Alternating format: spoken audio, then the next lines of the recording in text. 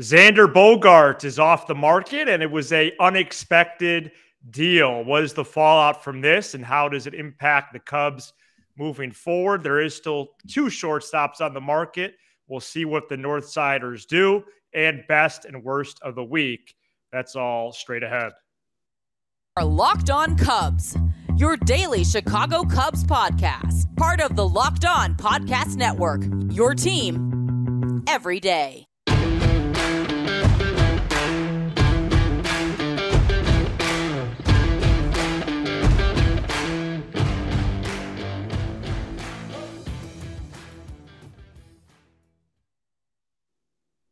Welcome into Locked On Cubs. Alongside Sam Olber, I'm Matt Cozy. Pleased to be with you for a Friday episode in what was a busy week, a pretty fun week on the show. Actually, I would say a very fun and exciting week for us here. Thanks for making us your first listen every day. Sam and I are lifelong fans, taking our passion into a discussion with you on all things Cubs. And there's no doubt that that passion will be heard and seen today as another shortstop is off the market. Late Wednesday evening, the San Diego Padres signed Xander Bogaerts to an 11-year, $280 million deal. There is still 2 shortstops on the board, seemingly the 2 that the Cubs have prioritized all along. But with as large of a deal as this is, Sam, there is some mystery as to what really is going to happen here. What was your first reaction when you saw those numbers? And let's get it going here.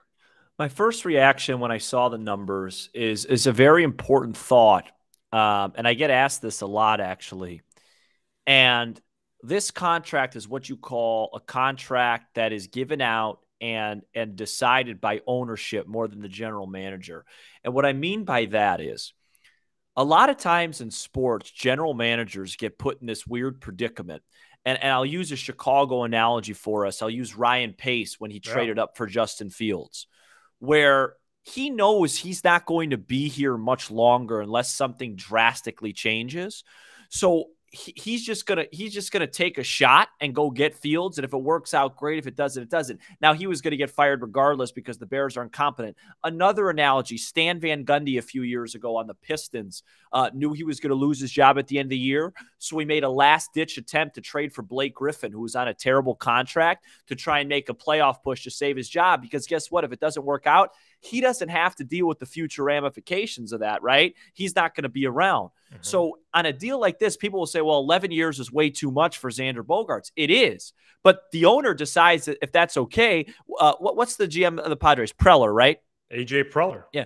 Preller, he doesn't really have a dog in this fight. His job is to win the World Series in the next 3, 4, 5 years with this core. If they don't, he's not going to be here 9, 10, 11 years from now to deal with that problem that he created. It's ownership's problem. So my point is, when you look at these deals, it's really on Tom Ricketts to have the wherewithal or the awareness or the money and the guts to say, hey, we need to improve this baseball team right now so we could give out a big deal. Because I bet you, and I could be wrong, I don't know these guys personally, but I bet you that if Bogaerts' people called Jed and said, hey, we got 11 for 270 on the line right now with San Diego, and Tom goes, go 11 for 290, Jed would do it.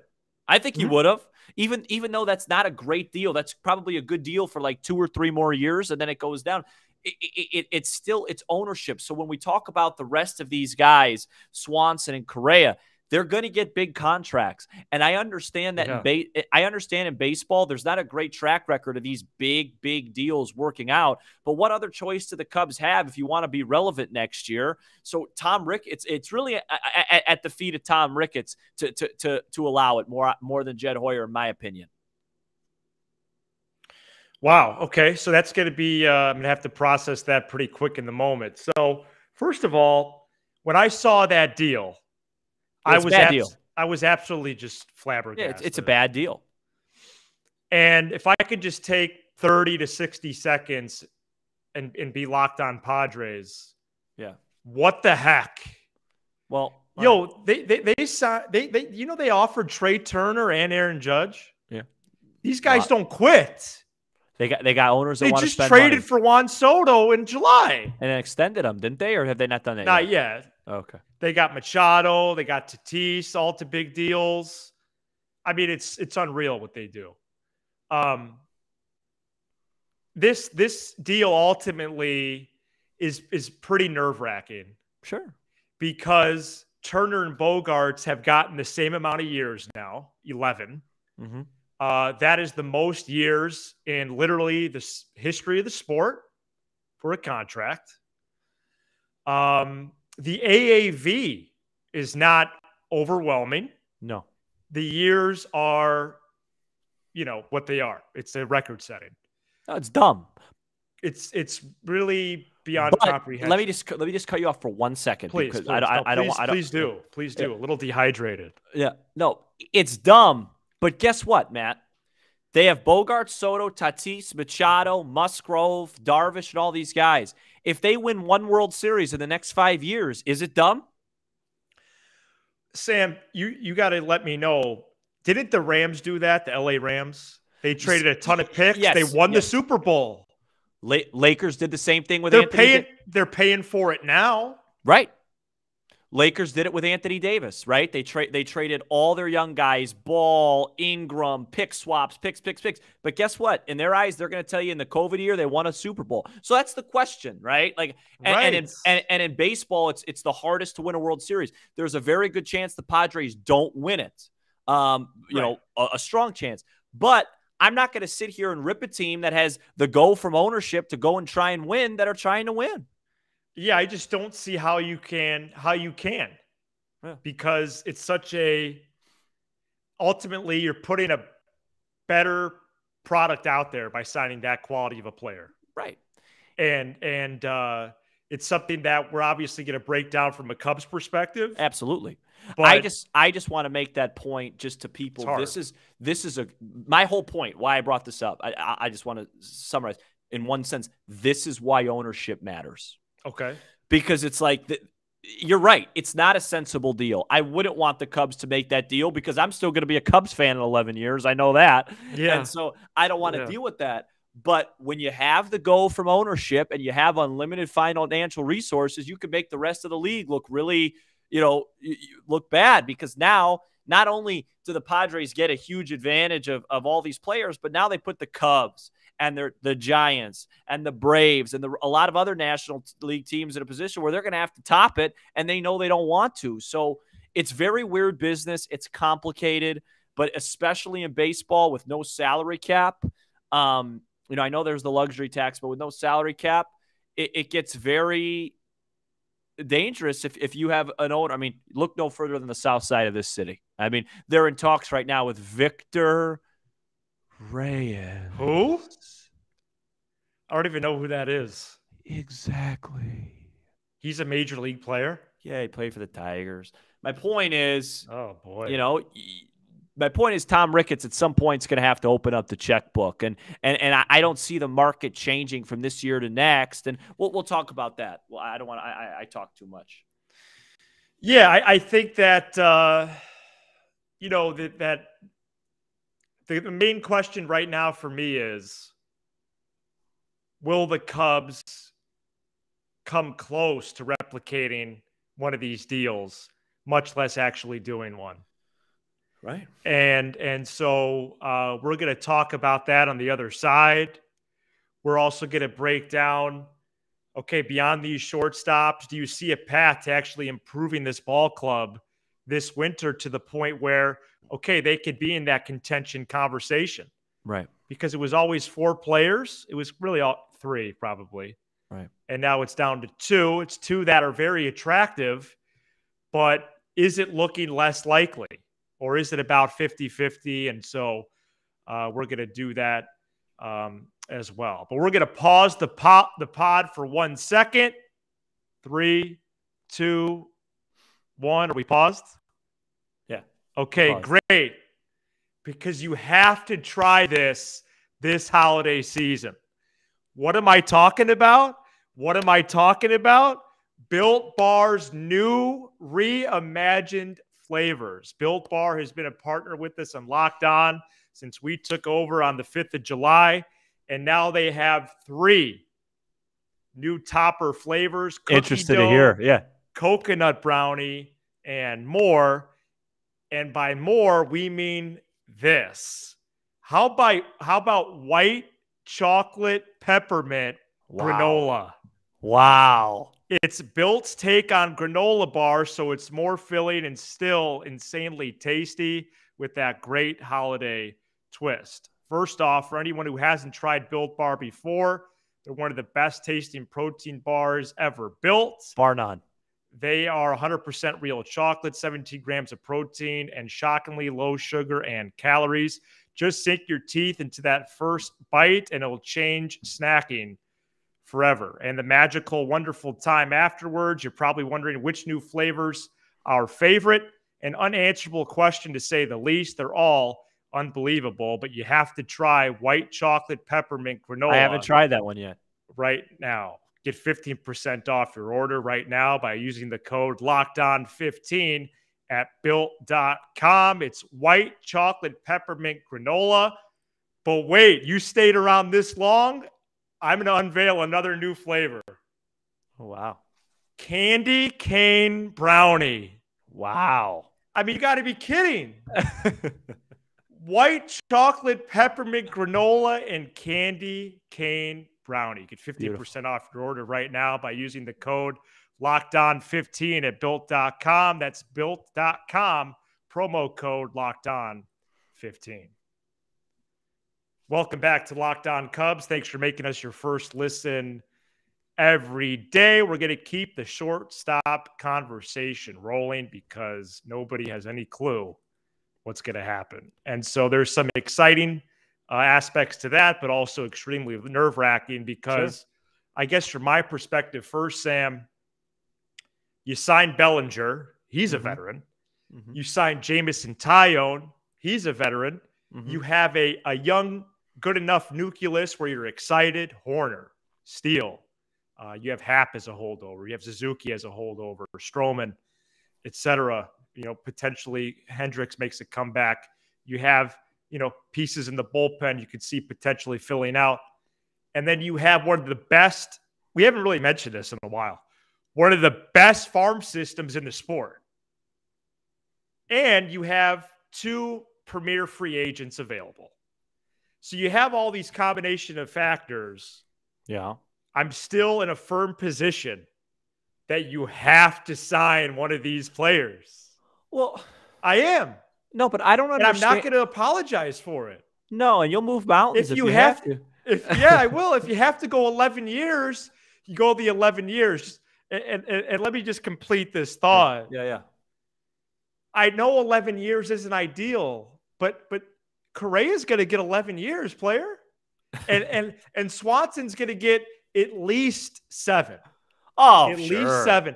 And please don't talk to me about the Giants, the Twins, the Cardinals, or the Red Sox. I dare Jed Hoyer to get beat out by one of these clubs. I dare him. And I dare everybody else. Because I will leave no stone unturned if they don't get one of these players. I dare you. You're gonna, and listen, those are all great organizations. But you're going to let the Giants, the Twins, the Red Sox, or the Cardinals, because that's who we're fighting here, who the Cubs are fighting, to beat you on either of these players, please. You have to get one of these players. Enough is enough. I understand it's going to be for a 25 to 30 AAV. I know it's going to be 8 to 11 years. But that is how the market is played out. And I know you're going to eloquently point this out. Next time, don't sit back on your heels, and maybe you wouldn't be in this position, and I'll move mountains. I just don't understand the people that say, hey, we don't want these guys. It's a bad deal. Let me tell you something. What? Let's just use the Swanson hypothetical and say you trade a few really good prospects for Sean Murphy. Okay. And you run out a team of Murphy, TBD at third, Swanson, Horner, Mervis, Happ, Bellinger, Suzuki, Stroman, Steele, Tyone. That's a good baseball team. I mean, yeah. with a lot of room to grow. But you cannot increase your team's floor with Horner at short, who's done a fine job, obviously, and Nick Madrigal at second.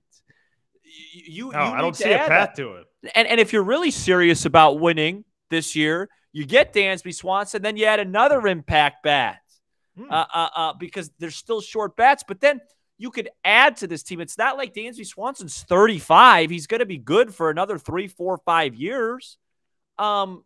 He's a winning player. And yes, to your beautiful point, this is why the Cubs being so far to make sure, hey, we're not going to set the market. This is why you set the market. Yeah. I guarantee you could have gotten Bogarts for way cheaper and at 8 or 9 years if you made the deal earlier. But all we do is we just sit on our hands and just wait. Your hands might fall asleep. I keep reading this. Swanson's the backup option. They're waiting on Correa. What happens if Swanson then just signs? You can't wait. Just get him. Since last Friday, we've heard that Swanson is kind of the priority anyway. So this could have been done for a while. You know what? And I've heard 80 different things. But my point is this. Yeah. It's just I really think the Cubs need one of these guys to put out a competitive team next year. I don't like the articles I'm seeing. Well, here's how the Cubs could be competitive even if they don't land a shortstop. Sure, what's competitive? 80 wins? But that's retreating. You're just retreating when you put out those lists. Yeah, it's retreating. You're just reading and you're retreating. That's stupid. At some point, you have to make the big deal. They signed John Lester. That worked out. They signed Jason Hayward. That didn't work out. Yeah. But you tried. Good perspective, yeah. They got Darvish. Yeah. They went out. They spent money, this team. And last year, they got Suzuki and Stroman. Those are not small deals. This year, they've gotten one medium-level deal with Tyone and a cheap one-year thing with Bellinger. Okay, great. We celebrated that, and we gave you your flowers. Now go get a big fish. And by the way, I don't see, as long as you're not giving up PCA, and I don't want to give up Alcantara either, why not go get Murphy? And why not give a big 1-2 year deal to Justin Turner and say, hey, we like our farm system, but we also like this team going forward. It's pretty darn good. I think you could do both. And by the way, this 5-year, $87 million deal for Contreras, that should be in escrow. It's in your back pocket now because you decided not to spend that, and now he's on your rival team. So that there's 5 years, $87 million, because by the way, that's not a crazy deal. I thought he'd get a little bit more, although 5 years is a lot. Go get somebody. God, I keep hitting the table. Yeah, that's you're probably your hands getting a workout there. This team could be good. Yeah, I really like the Justin Turner idea. And it's not like I'm asking them to sacrifice what they built. Like I like Sean Murphy. I think he's a top 5-6 catcher in the sport. But I'm not. He is. I'm not giving up 2 top 5 prospects for him. I'm not. Well, if that's the cost, then you don't. And that's my. Hey, I hear you, Tom. I hear you, Jed. I understand in finishing this farm system rebuild, but we could do 2 things at once. We could not give up those guys, but still come out and win 88 to 90 baseball games next year and roll it out in October and see what happens. And I'll tell you this. I'll just go off of your rant. No, please. If they let the Cardinals get Swanson. Oh, boy. Yeah, it's that's so Sam just got up from the set. So that's 2 days in a row that somebody has gotten up. Yesterday was me with trivia, and today's Sam. He's threatening to walk off if Swanson signs with the team a little bit west of Chicago. Yeah, I mean, you're talking about rivals going for the same player. Sorry. That should really get your juices flowing. No, if this fan base has to lose Contreras to the Cardinals and then one of our main shortstop targets to the Cardinals, and they're running out Arenado, Swanson, Edman, Goldschmidt, Contreras against our ball club, I can't finish the sentence. I can't even finish it. Yeah, I don't like the thought of that at all. It's something that is discouraging to think about. Do we believe that do you have any reservation about the ownership from an ownership perspective? Yes. Doling out for one of these players. Okay. That was my whole point in my first segment. And let me tell you this. But specific to Ricketts, though. Yes. Wow. Yes, I think he has a budget in his mind. And I just had a great point, and I'm all over the place, and I'd like to come back to it. Because you walked off, yeah. No. It was after I walked off.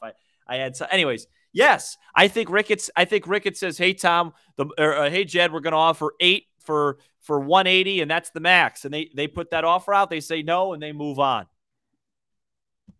Okay. Oh, the one thing I wanted to say is how lucky can we just talk about how lucky the Cardinals have gotten in the last 3-4 years? Let me just run through. They get Goldschmidt on a bargain. They trade for Arenado and get the Rockies to cover a huge portion of his salary. And now, for some ungodly reason, Nolan Arenado did not opt out this year, where the market – can you imagine what he'd get in this market? Oh, it'd be silly. He might get a 15-year, $8 billion deal. and for some weird reason, his agent should be fired. He opted in and saved the Cardinals tons of money.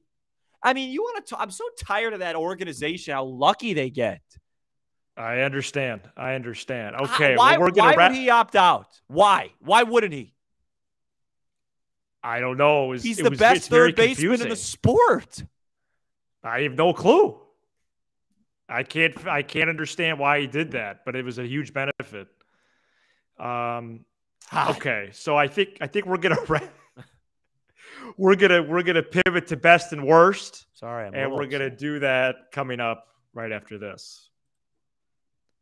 Welcome back into Locked On Cubs. Thanks for making us your first listen every day. Well, it's certainly been an action-packed week here on the show, and my best of the week, Sam, as we get into best and worst of the week, is simply going to be just the interaction with the listenership and viewership of this great program.